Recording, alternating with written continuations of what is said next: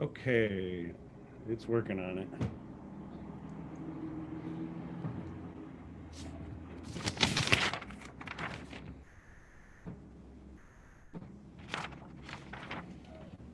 Cool. I think it's streaming now to the Prowlers Facebook page. Okay. I've got my team out here making sure. Yep, good. We're Oh, at good. least live today. Okay.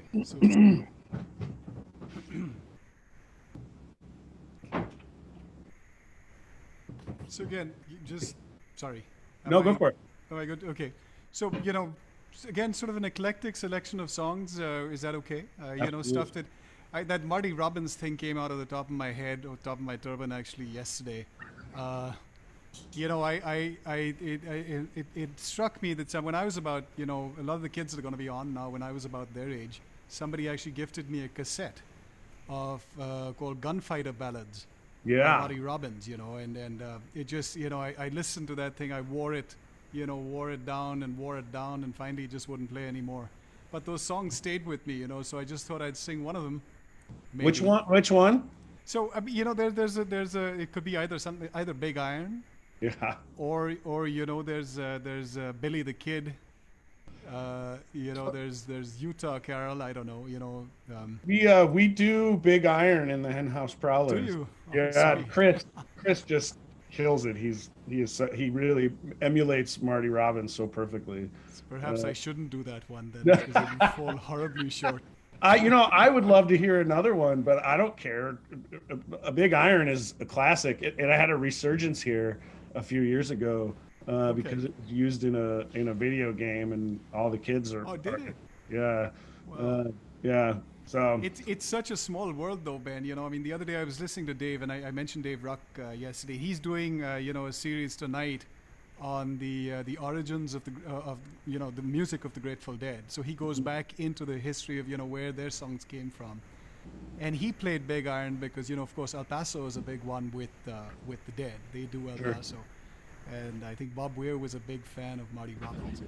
But he played Big Iron the other day, and you tell me you guys do it. So there's a connection somewhere. There's a cosmic connection. I'm sure there is. I feel it. Uh, well, we're about to get started here. One of the joys of working at home is that all sorts of things happen that are kind of out of your control. And right now, I live in a back alley here, off a back alley in Chicago, and Chicago's garbage system is really complicated. And rather than have one garbage truck come through and collect everybody's garbage, we have about 15 that come through every week. Seems like everybody has their own personal garbage truck. So right now, he's can you hear that? Can you hear the banging around? Yes.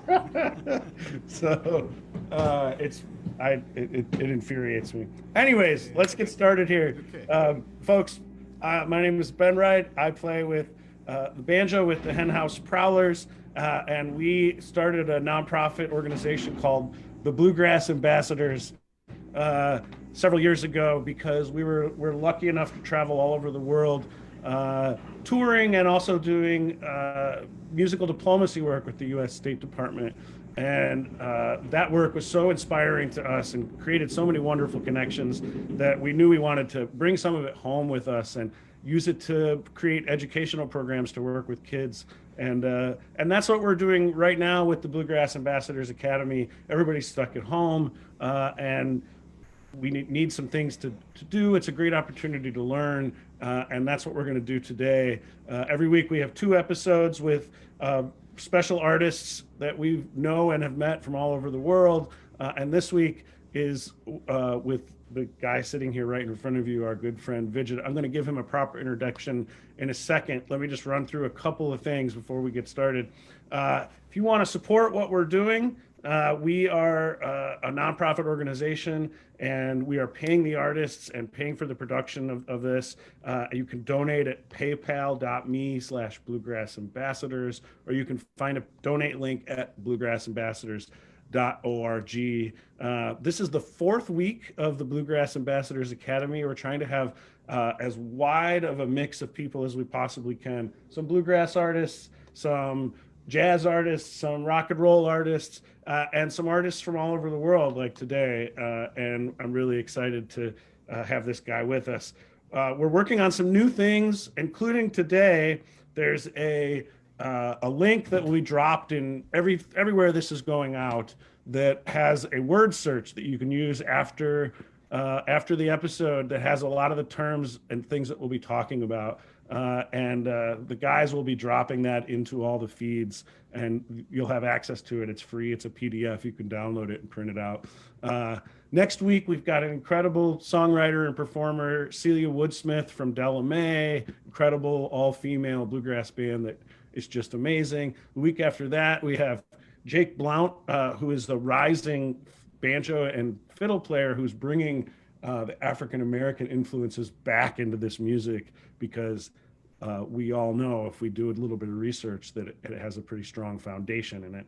So if you have any questions, please drop them in the chat. Let us know where you're from and your name so we can kind of get out there who all's watching and who's tuning in and give shout outs. If you have a question in the Zoom, please include your name so that we can let people know where the question's coming from.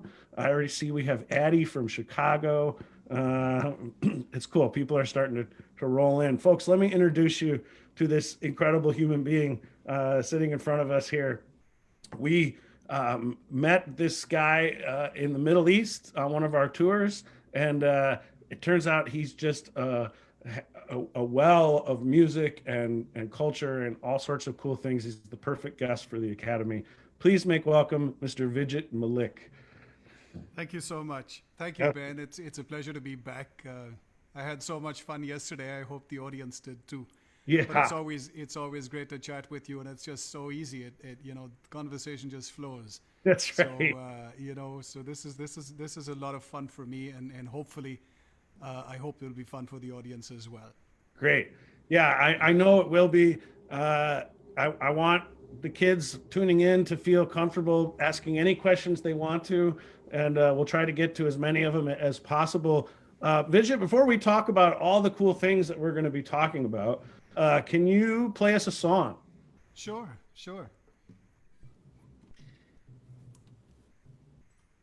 And can you maybe tell us a little bit about that instrument? I will. So this is a Martin guitar that I was fortunate to pick up, I think, about a little over 10 years ago when I was visiting a friend in Buffalo, New York. Great musician, a friend that I went to school with. And, so I was in the market for a nice guitar. And he took me to the store that was, strange and lovely at the same time because it was run by an eclectic old gentleman that didn't keep the store open at all times. But, he had a wonderful collection of guitars in there. And he only entertained people that he knew. So, fortunately, Dave knew him well. And so he opened the store for us. And I went in there and noodled on this guitar for a while and just loved it. It's an OM42 Martin.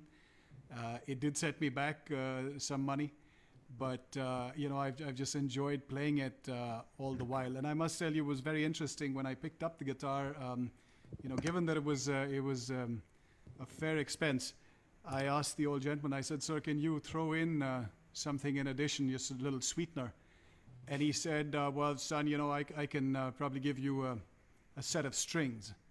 So I said, "Okay, well, if that's it, then maybe I'll take 11 gauge or something like that." And he looked at me with disdain and almost took the guitar back out of my hands. And he said, "Son, you want to be a guitar picker? You got to put 13s on those. Don't wimp out." So that's the story of this guitar. So 11s and 13s, those are like the gauge of strings, like how thick or how thin the strings are, right? Absolutely. So the 11 and 13 represents the gauge of the last, the 10 E string, and it is millimeter. Must be micrometers. I'm not even sure what it. Ben, you would know. It might be millimeters, but I bet somebody in the chat can chime in. Maybe one of the guys in the band. Maybe it's micrometers. I never thought about it, but millimeters being 1,000th of a meter. And a micrometer, would that be 10,000? Very, very thin. Yeah. Wow. I never even I never even thought about it. If anybody knows the answer to that, before you play this song, I just want to Yeah. point out that John is here from Frankfort, Illinois. Chloe is here from Chicago. Addie is also here from Chicago. Keep letting us know who's here and who's tuning in and listening. Uh, Give us a song there, Vidya. Excellent. So this one is by one of my favorite bands, and I mentioned Dave, the friend that I visited up in Buffalo, and he introduced me to the music of Peter, Paul, and Mary, and I just love their vocal harmonies, and they're just so wholesome.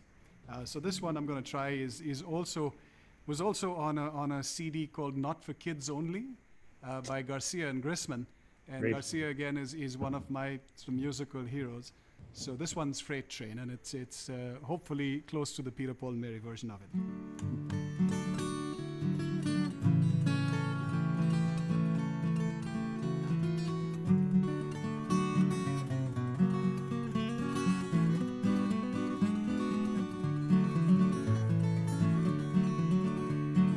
Freight train going so fast. Freight train going so fast. Please don't tell what train I'm on, for they won't know where I've gone. Freight train coming round the bend. Freight train gone again. One of these days turn that train around, go back to my hometown.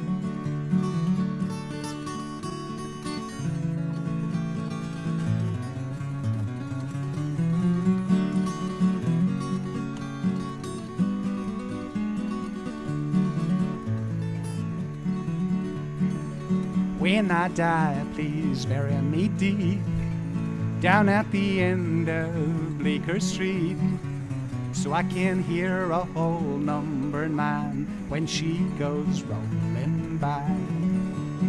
Freight train going so fast.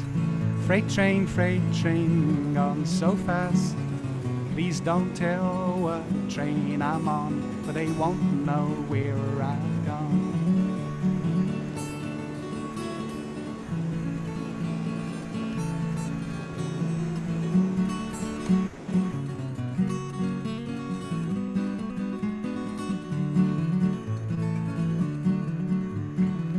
One more place I'd like to be, one more place I'd love to see, to watch those old Blue Ridge Mountains climb when I ride on number 9. Freight train going so fast. Freight train going so fast. Please don't tell what train I'm on, for they won't know where I've gone.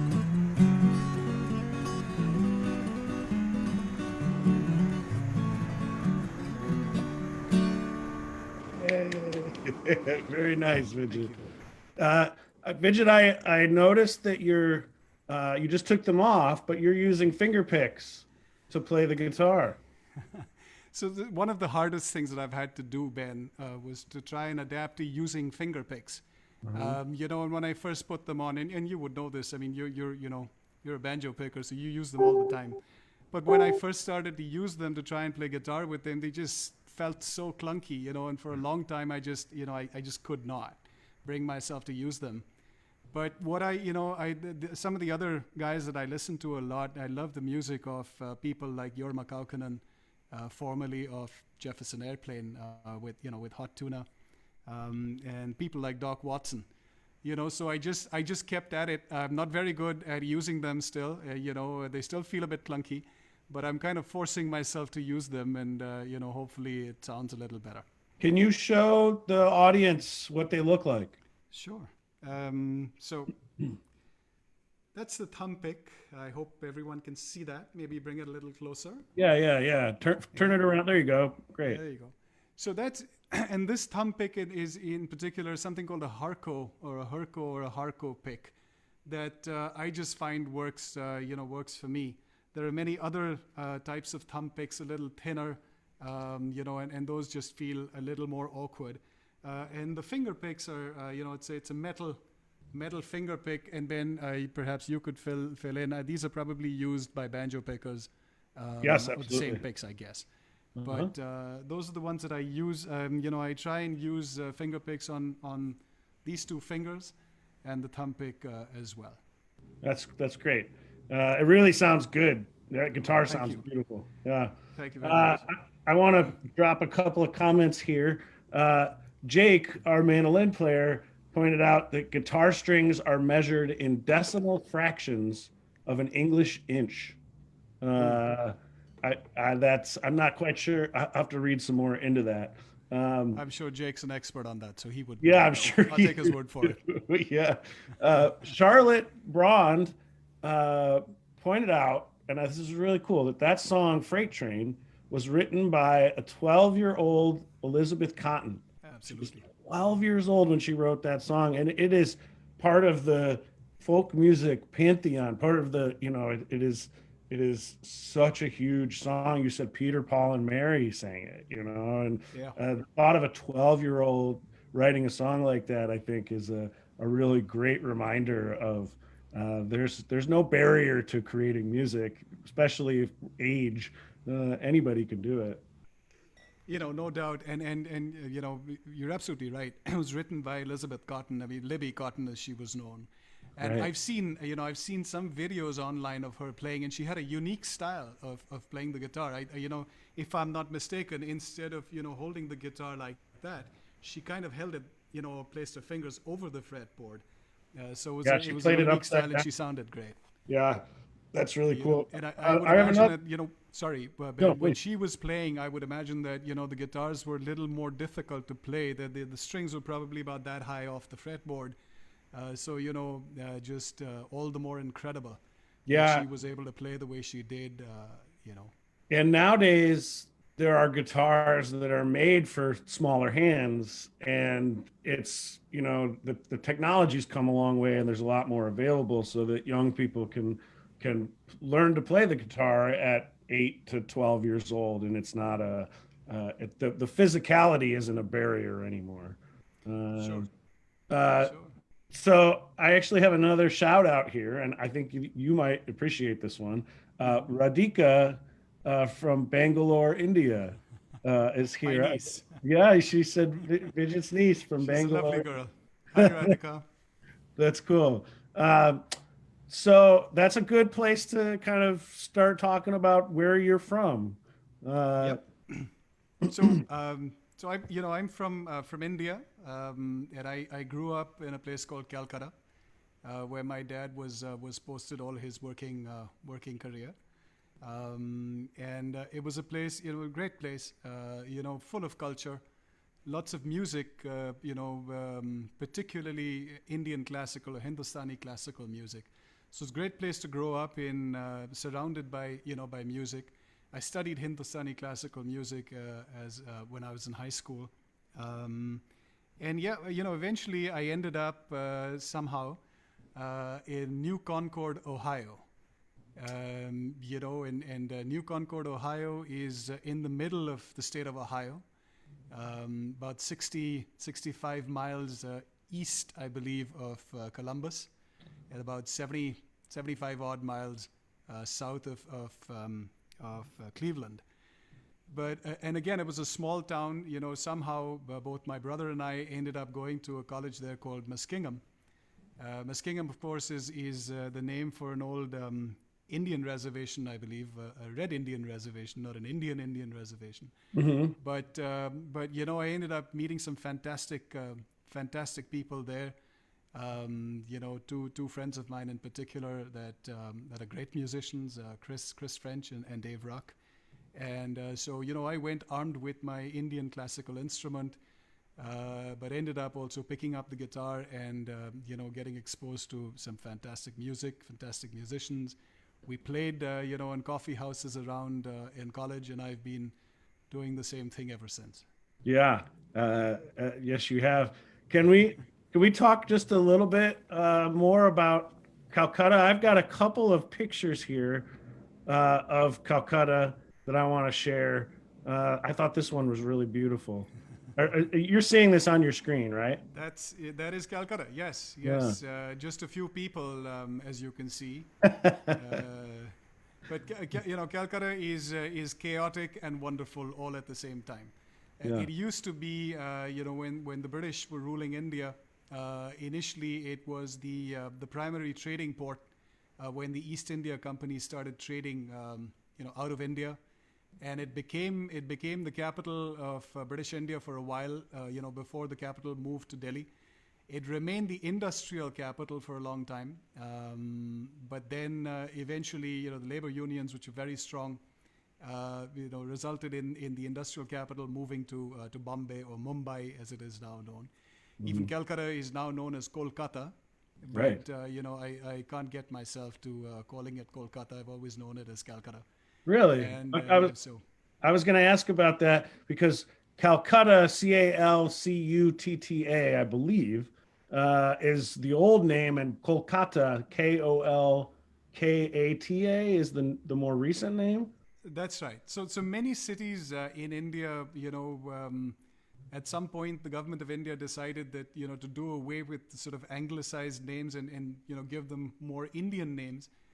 So Calcutta became Kolkata, Mhm. Bombay became Mumbai, Mm. and a city called Bangalore became Bengaluru.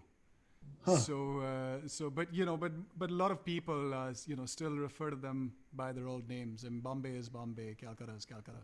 Yeah, in Chicago we have something a little similar to that. We have what many people for years called the Sears Tower, Right. and then it switched to the Willis Tower, and people refuse to call it anything but the Sears Tower because you get used to calling something what you're used to calling it, you So, know. And so I got so a couple other pictures here of Calcutta. One of my favorite things when we travel is the markets mhm. of places, and I thought this picture was so beautiful and colorful. And we have small farmers markets in the United States, but markets just you've never been to a market unless you've been to one in some other countries. Yep. And I thought the oranges and yellows in this picture were beautiful. So that's a great photograph, and there are many such markets, and they're called mandis, in Calcutta. And I remember there's a famous place called the New Market, and although it's very old, it's always been called the New Market because at some stage, it was the New Market, I guess. And I remember going there as a child, and it wasn't just a place to go and buy your groceries and your provisions. It was also became a meeting place. These places developed into sort of social hubs where people would come and meet. And everybody, the grocer knew everybody, the baker knew everybody. And so yeah, they became sort of centers of life and activity in some of these cities, Very cool. I Calcutta have in one particular. one last picture. This I just gosh, I this do you recognize this place? Uh, I mean, it's a that's huge city. Yeah, I can't say that I'm very familiar with where exactly that is, but I would imagine that it's on the river, the river Hooghly, and Hmm. the Hooghly is one of the main distributaries of the Ganges, Hmm. and Calcutta sits at the point at the Gan, on at the delta, the Ganges delta, and the primary distributary is the Hooghly, on the banks of which Calcutta was built, and And it was sorry. no, please, So, please. being a trading port, it was important for, all the trade happened by sea at that point in time. So it was important to have access to the Yeah. sea routes. And the Ganges is this huge river that flows through India, right? Absolutely. Yeah. It's the biggest river in India, one of the biggest in the world, and has huge, religious and spiritual significance in India, Mm. and particularly in Hinduism. It's revered. Very cool. Uh, I want to talk more about where you are and stuff, but we have a great question that I think will lead to you playing a song. Okay. Sophia, she's 9 years old, wants to know what one of your favorite songs to play on the guitar is. Okay. Well, Sophia, I'm going to do this song. It has always been one of my favorites, and also because my niece Radhika shouted out, over this session, and I remember playing this for a while. I was staying as a house guest at my cousin's place, and my two nieces, Radhika and Deepika, were very young, little girls at the time, and I used to play them Puff the Magic Dragon. So I'm going to do this for you, Sophia, as well as for my nieces, Radhika and Deepika, who are now, just full-grown, accomplished women in their own right. That's cool. Also by Peter, Paul, and Mary. Yeah, right. I have to add that this song has been much maligned over the years, and many people have associated the song with many things that I like to believe are not true. At the end of the day, this is a story. It's a song about a boy and his magic dragon, and that's all it is. Yeah.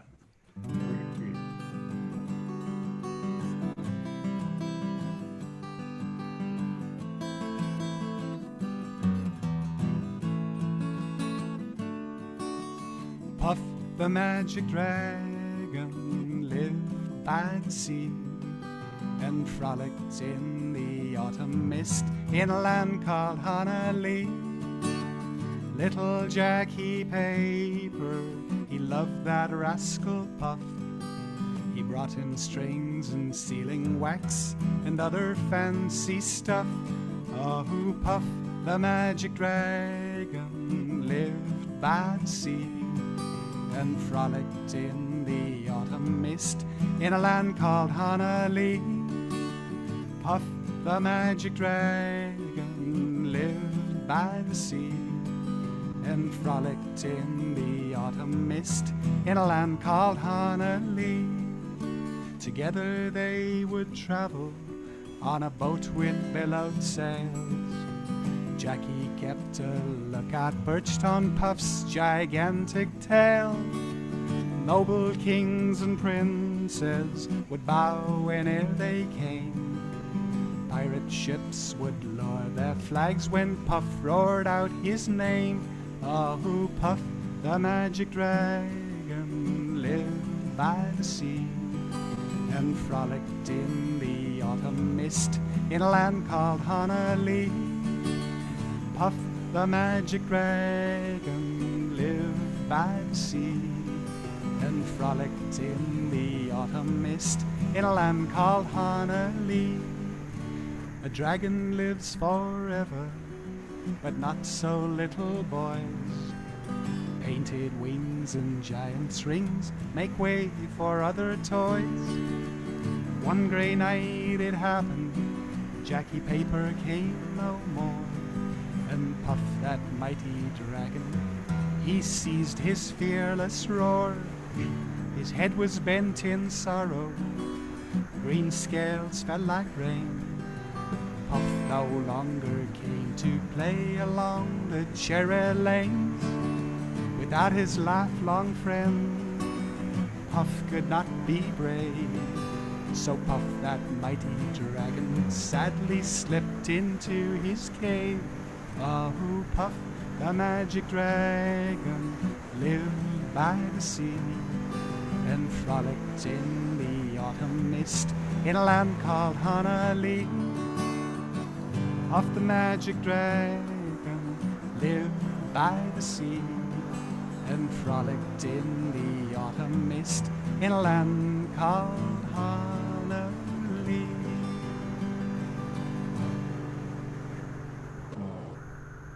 People loved this. I have multiple people sharing their memories of this song in the chat, and Natalie Gillespie says that she and Brennan are singing along.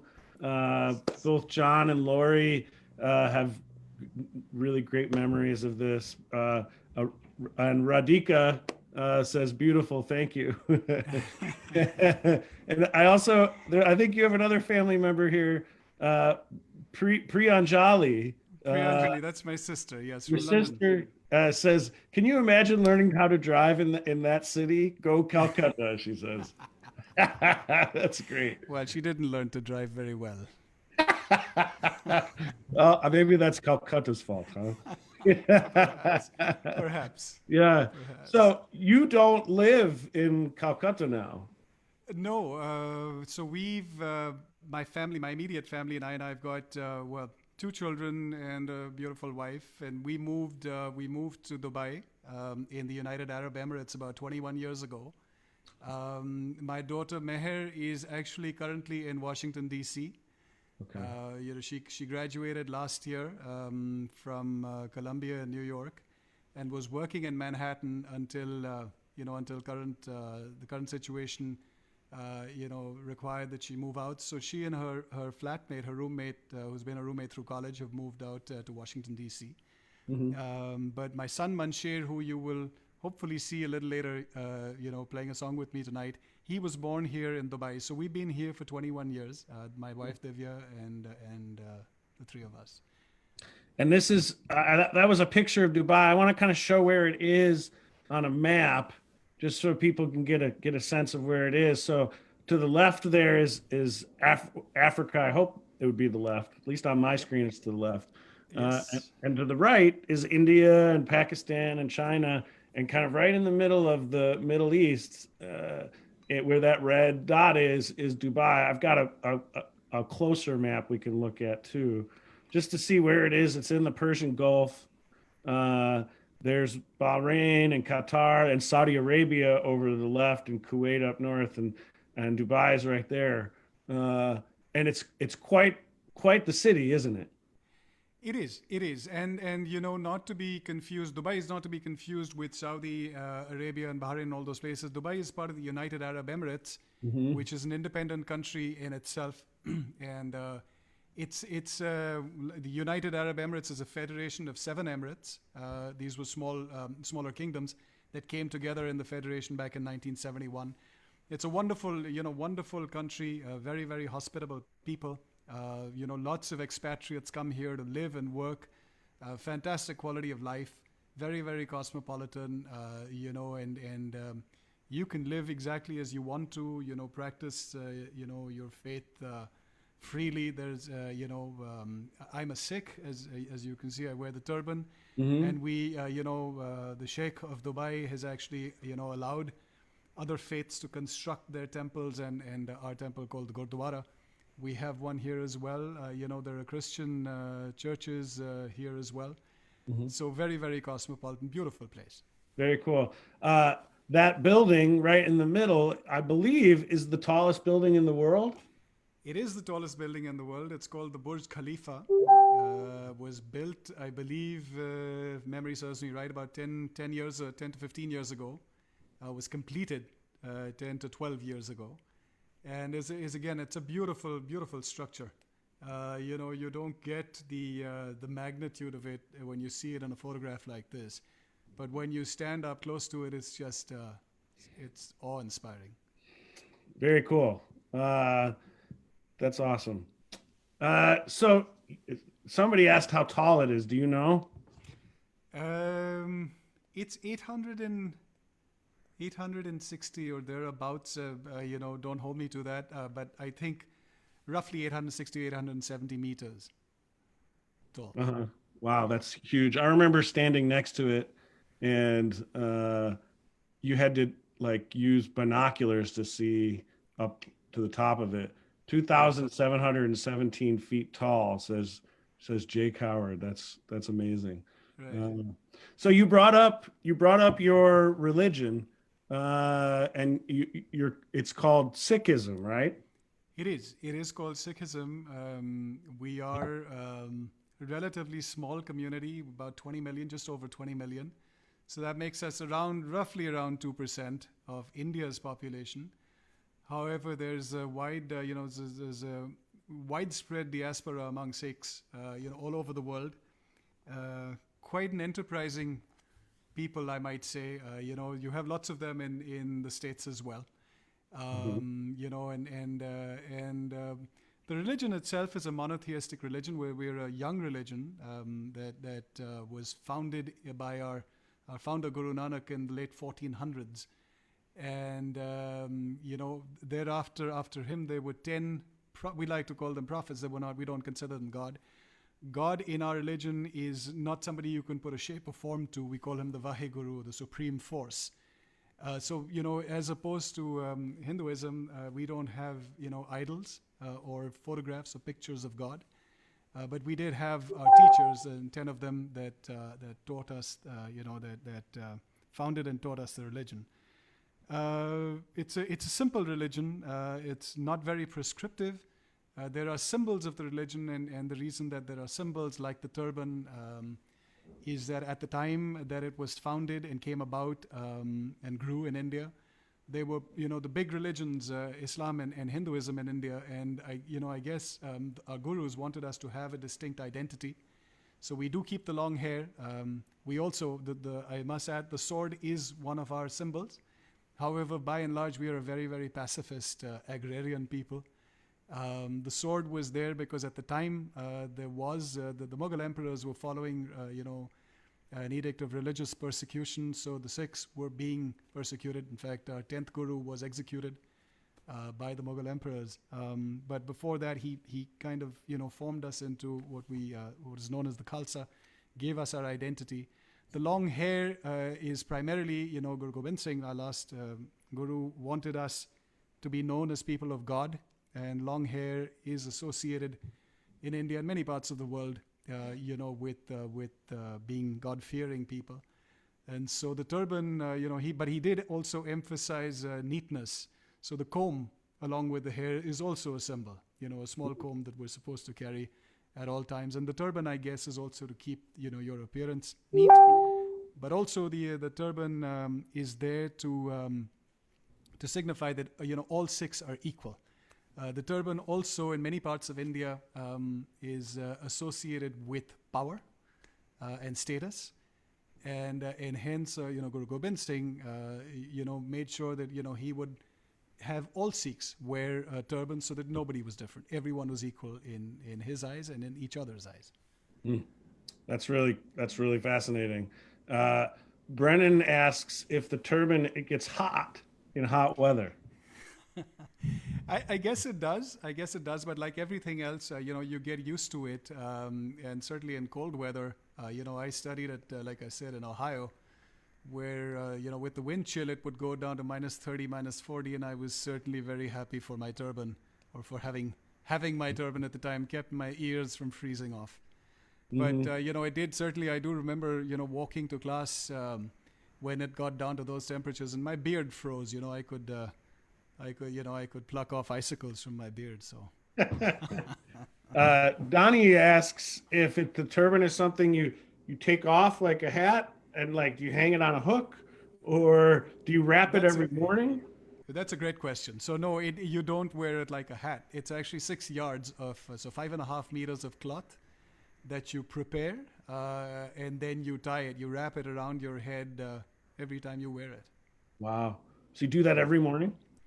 When I wear it, now that we're homebound for the better part, I'm wearing it, only for occasions like this, or when I'm on a Zoom call or Zoom meeting. But yeah, whenever you're required to wear it, you wrap it, and after a while it becomes second nature. So it takes probably 5 minutes. My wife cool. would not agree. She would say it takes me much longer, but no, it does take 5 minutes. Natalie and Brennan want to know if there's a favorite Sikh song that you know. Oh, I'm really bad with this. I should know, and I should be singing some Punjabi music. Punjabi is my mother tongue, but unfortunately, I'm really bad at it. So I don't sing any Sikh songs. But music is a big part of our culture and tradition. And a popular dance form called the Bhangra, I'm sure you might have heard of it, is very popular in Punjab, particularly around the harvest season. When people get out and they beat the big drum and they dance the Bhangra. So yes, we are. I'd like to believe, a very musical race. Yeah. So, but no, sorry guys, I don't sing any Punjabi songs, unfortunately. That's okay. That's okay. So there's some good questions coming in. Do you have any? Did you have any lullabies as a kid, or did you sing any to your kids? So Puff the Magic Dragon certainly was one that I sang to my nieces. I think my kids have heard it plenty of times, growing up.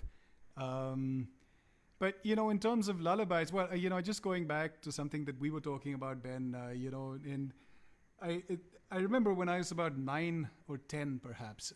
My dad was posted in Singapore, so we spent a couple of years in Singapore, and one of his friends, gifted me a cassette, and I think most of the children here would probably not know what a cassette is. But a cassette used to be this thing that you played music off of, and gifted me a cassette of Marty Robbins singing gunfighter ballads. So it's that cassette for some reason stayed with me for a long time, and I was fascinated by all those stories of cowboys and Indians and the valor of the West, if you will. Can you So share one of those? Sure, sure. Folks, while Vidget's getting his guitar, if you're just tuning in, this is the Bluegrass Ambassadors Academy Junior. There is a really cool word search that people are going to be dropping the links into it that'll cover a lot of the things we talked about today, like India and Dubai and turban and sick. It's got a lot of search terms on there that'll be fun to do with the kids afterwards. Make sure you grab that link in the chat, either on Facebook or here. Once again, this is Vijay Malik. He originally comes from India. We met him, the Henhouse Prowlers met him in Dubai, and he has influences in his music from all over the world. Let's hear a Marty Robbins tune. Okay, so I wasn't sure that I'd do this one because before we got on the session, I was talking with Ben, and he said that the Henhouse Prowlers actually do this one, and I'm sure they do it to perfection. Yes. So it's a bit daunting doing this one after hearing that they do it, but what the hell? This is a family-friendly session, so I'll try it anyway. So please excuse me if I mess it up. This is called Big Iron.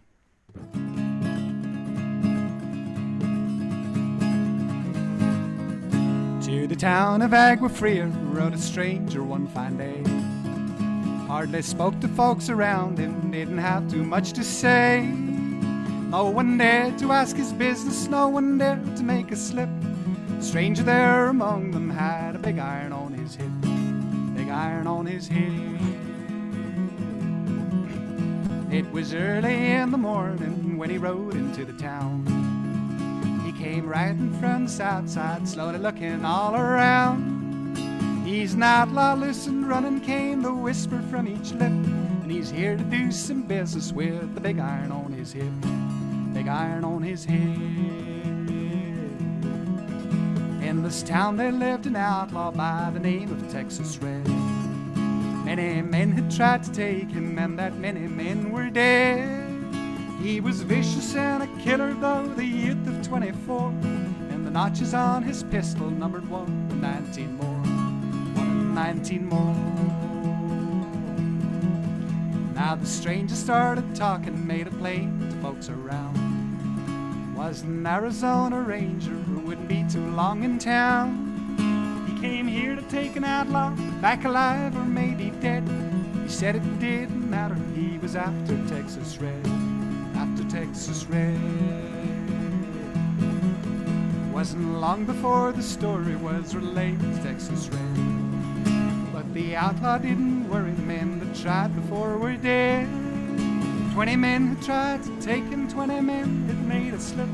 21 would be the ranger with the big iron on his hip, big iron on his hip. The morning passed so quickly, it was time for them to meet. It was 20 past 11 when they walked out in the street. Folks were watching from their windows, everybody held their breath. They knew this handsome ranger was about to meet his death, about to meet his death. There was 40 feet between them when they stopped to make their play. And the swiftness of the ranger is still talked about today. Texas Red had not cleared leather when a bullet fairly ripped, and the ranger's aim was deadly with the big iron on his hip, big iron on his hip. It was over in a moment, and the folks had gathered round. There before them lay the body of the outlaw on the ground. Oh, he might have went on living, but he made one fatal slip when he tried to match the ranger with the big iron on his hip, big iron on his hip. Big iron, big iron, when he tried to match the ranger with the big iron on his hip, big iron on his his hand.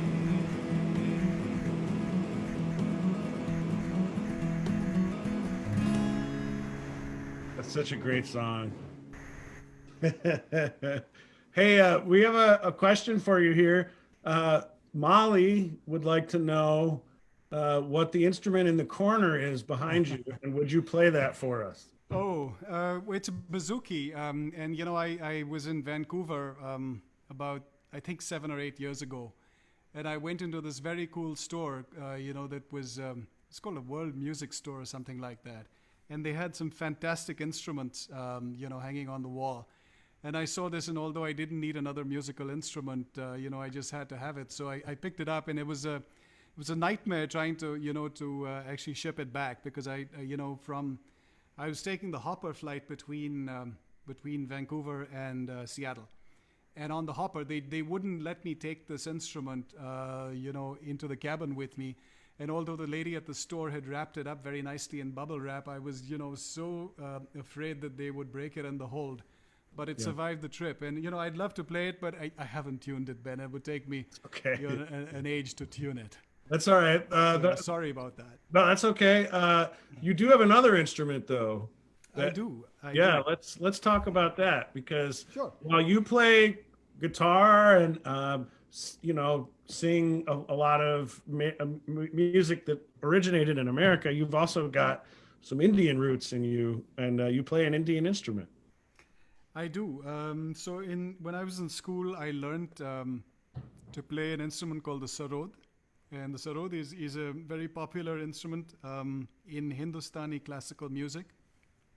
It's a very, very interesting instrument, and I was lucky that the school that I went to in India, the music teacher at the time was a, you know, fantastic sarod player. And so you know, I asked him whether he'd teach me, and he agreed to. And so, you know, I learned the sarod, and this particular instrument is probably 40 years old. It was built you know, custom built in 1979, and I've had nothing done to the instrument since, other than change the strings. What I must admit is that I'm quite rusty at it. So I will show it to you and play you a few notes, but I don't want to embarrass myself too much more than I should in an August gathering like this. But let me pull it up. Yeah, pull it out. I'd love you to introduce us to it, and then we have a very short video actually of the man who you learned how to play from, too, who's a master of the instrument.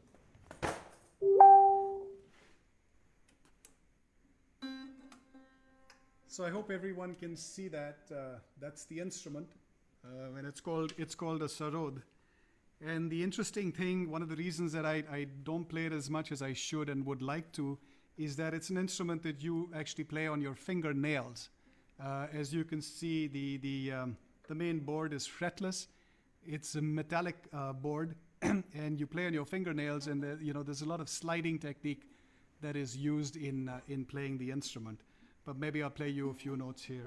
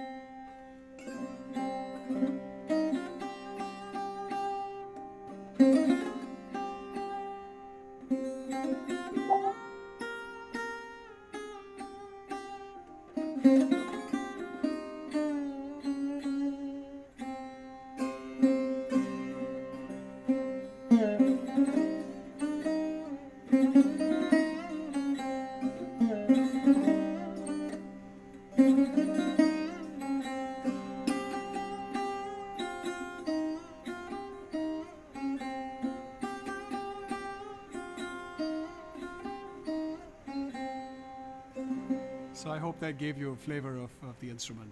Very cool. Can you tell me just a little bit about the video I'm going to share with folks here?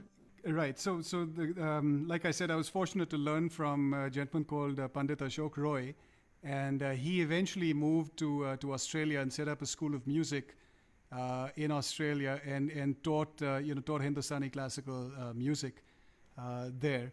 but he was one of the main students of a gentleman called Ali Akbar Khan, who is considered by many to be amongst the two top proponents of the sarod. And Ali Akbar Khan actually opened a school of music in Los Angeles as well. And Derek Trucks, who I'm sure many of you might be familiar with, studied under him. And I find, in Derek's playing, there's a lot of Indian influence, which he probably picked up at Ali Akbar Khan Saab's school.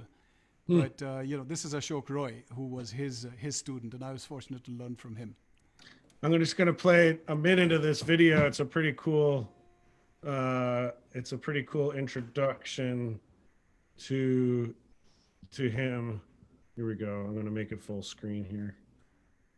And you can tell if you watch the full length of this video, it was made in Australia. So that makes sense.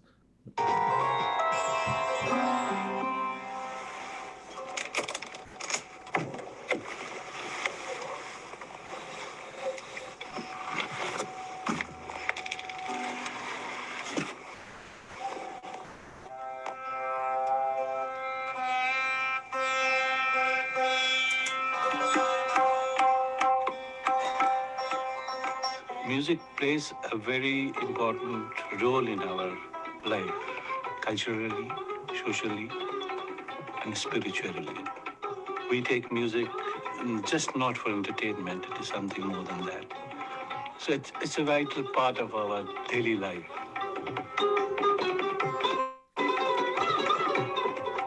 Ashok Roy is a master performer of classical Indian music. He plays the sarod, a 25-stringed instrument related to the sitar, but much more complex. Taught by a legendary musical guru, he's regarded as one of the greatest sarod players India has produced. But nowadays, you don't need to go to India to find him.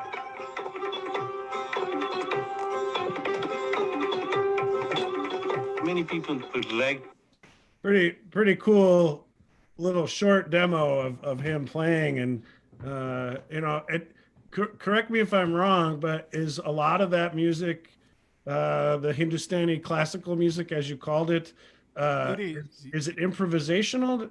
And maybe explain what that means. So Hindustani classical music is slightly different from Western music and Western classical music in that in Western music you play different chords, and it's a combination of chords that make up the song or the composition that you're playing.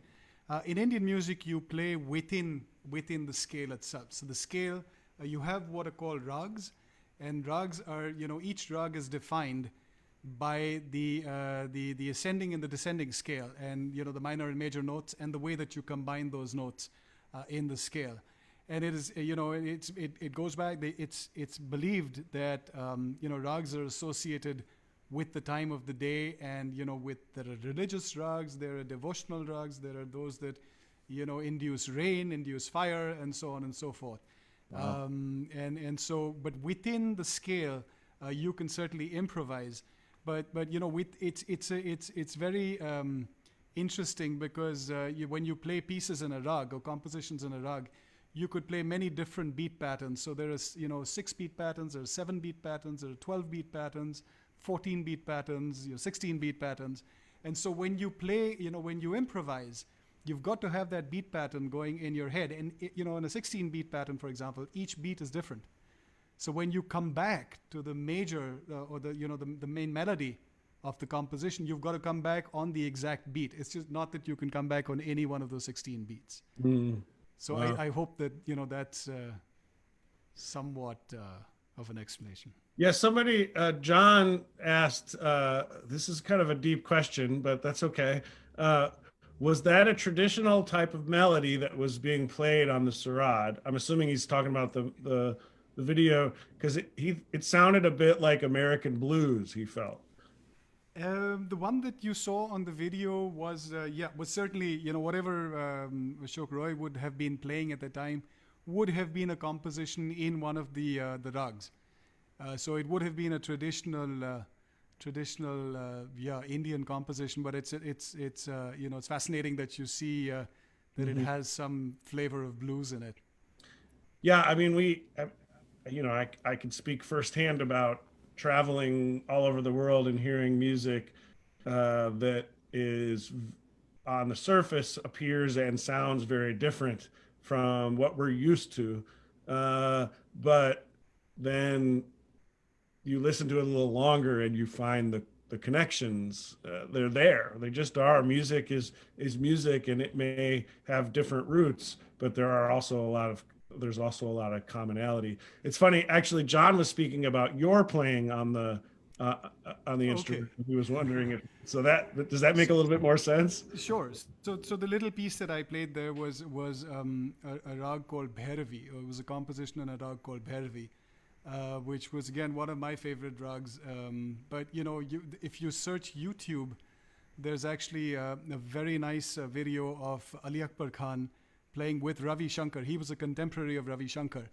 And so there's Ali Akbar Khan, Ravi Shankar, Ala Rakha, and Zakir Hussain. Zakir, I'm sure some of you might have heard of. Ala Rakha was Zakir's father. And so the four of them performing the Rag Bhairavi, or a variant of Rag Bhairavi called Sindhu Bhairavi.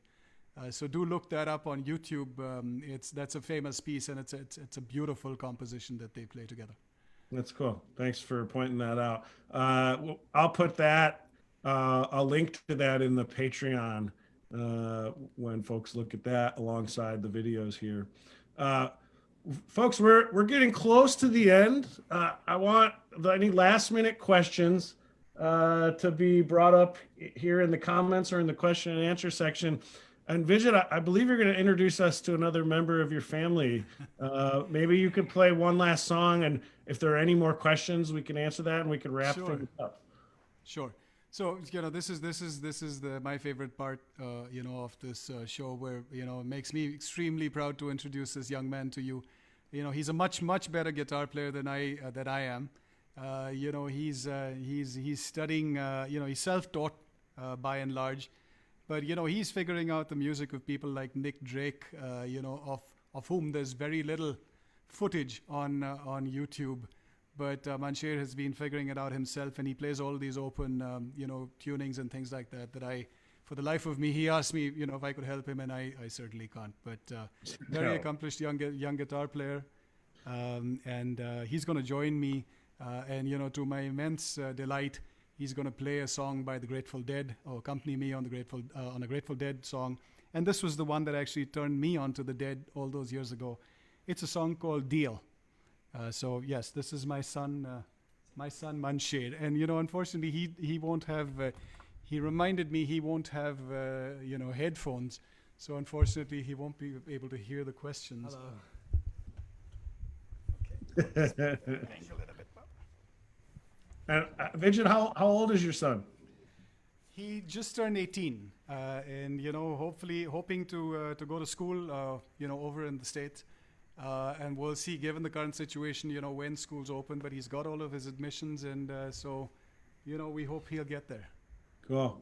Well, let him know we're rooting for him. Okay, so this is Deal by the Dead. 1, 2, 3, 4.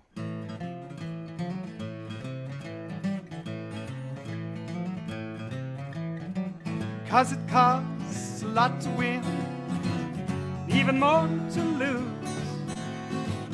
You and me better spend some time wondering what to choose. It goes to show, well, you don't ever know.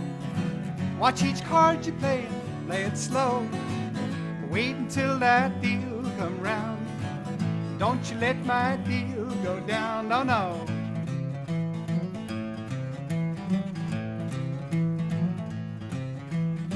Well, I've been gambling hereabouts 10 good solid years. If I told you about all that went down, it would burn on both your ears. Goes to show, well, you don't ever know. Watch each card you play and play it slow. Wait until that deal come round. Don't let that deal go down, no, no.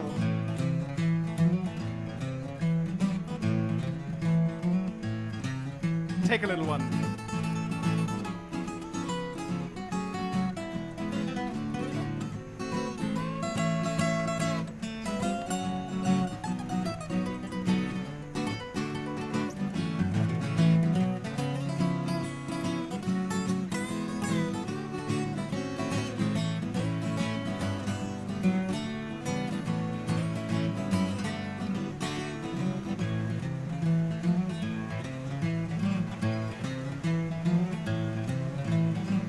'cause you poured the wine for me, wrapping up my shoes. Hate to leave you sitting there composing lonesome blues. Goes to show, well, you don't ever know. Watch each card you play it slow. Wait until that deal come round. Don't you let my deal go down, no, no.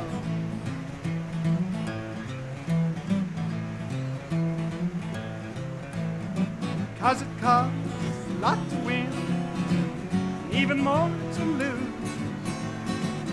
You and me better spend some time on what to choose. Goes to show, well, you don't ever know. Watch each card you play it slow. Wait until that deal come round. Don't you let my deal go down. Wait until my deal come round. Don't you let my deal go down, no, no.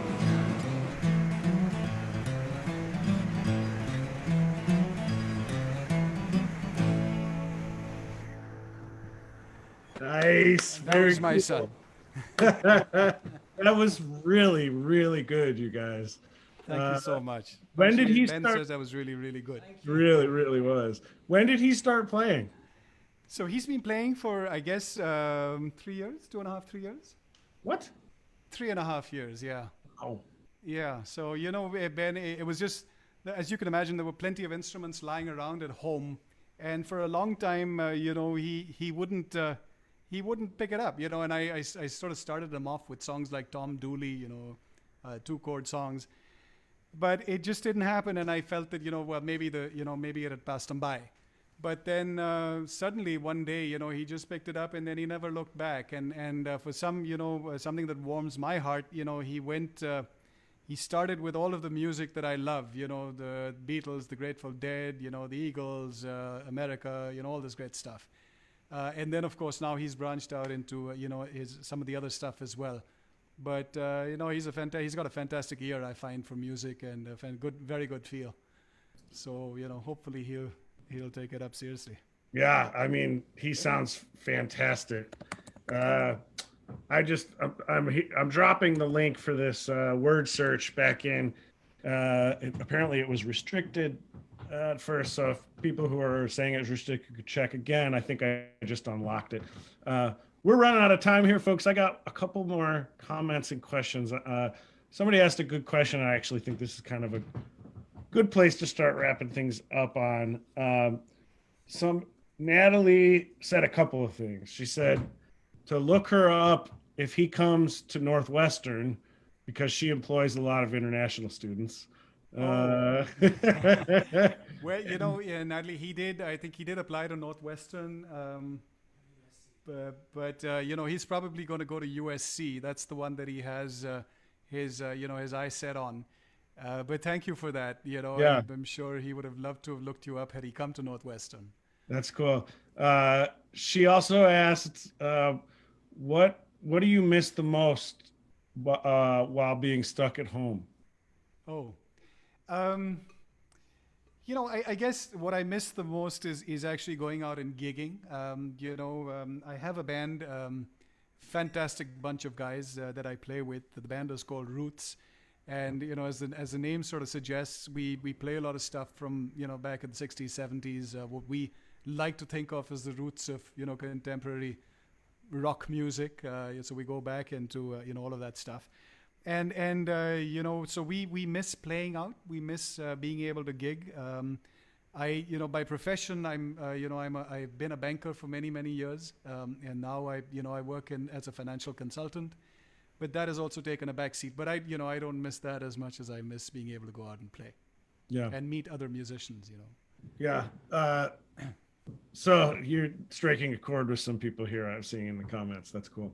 Well, Vijit, I can't thank you enough for being a part of this. We have some people asking about your band. I'm going to encourage them to check out yesterday's episode, which was a little bit more geared towards just general music lovers. That is on the Henhouse Prowlers Facebook page and in the group. If you scroll down a little bit, but both these episodes will be going up on YouTube shortly and will not be hard to find on the Bluegrass Ambassadors YouTube page. And I can't recommend enough people, if you want to hear Vidget's music and his band, to listen to yesterday's episode. It was really kind of enlightening for everybody who tuned in. So check it out. Once again, this is the Bluegrass Ambassadors Academy. I'm Ben from the Henhouse Prowlers. We're doing this every week, every Wednesday and Thursday at 11 a.m. Central, 12 p.m. Eastern, and like, what is that, 7 or 8 p.m. Dubai time? It is. Well, it's 8 p.m. Dubai time. Yeah, so I meant to bring that up earlier. I think we're 9 hours apart or something, and so if you pulled that curtain back, it would be dark out. It will be Whereas, dark out. yeah, Yes. whereas in Chicago, it's very bright. So I see that's one of that. I see those that. things you get kind of used to when you're having these long distance chats. So, Vidget, I can't thank you enough for being so generous with your time and and your music and everything. You're just one of my favorite people in the world, and I appreciate you letting me brag about you a little bit. Thank you so much. Thank you, Ben. I mean, it's these two, these 2 days, these two sessions have been a complete pleasure. And I can't, I can't tell you, what an influence you guys have been, on me, on my music. When I heard you guys in Dubai, it was just awesome. And I've followed you. You guys just, what you do is just incredible. And so I hope that this, we beat this virus, because it's important for the world to know what you guys do, for you guys to sort of bridge cultures the way you do through your music. And I'm hoping, one day we'll be able to see you guys in India, and it's a big country, and I'm sure they'll love you over there. So we have to have you play, across India. I have a Thank you so much. I have a good feeling about that. Let's make that happen. Sure. Folks, we'll see you all next week. Thanks for tuning in. Vidget, you have a wonderful evening. We'll talk soon, I'm sure. Thank you, everybody, for listening. Thank you.